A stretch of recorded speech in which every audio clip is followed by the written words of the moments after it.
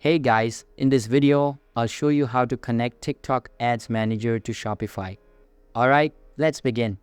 First of all, open any type of preferred browser on your PC and search for shopify.com.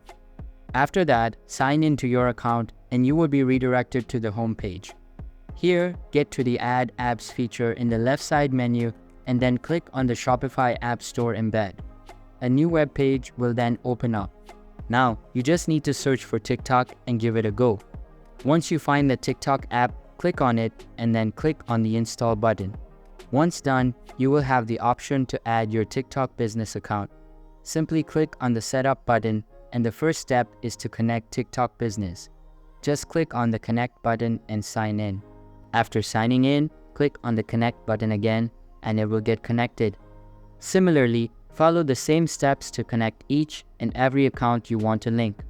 Once you have connected all your accounts, select the enhanced level, confirm your selection, and finish the process. You can see that the request has been sent and you just need to wait for them to respond.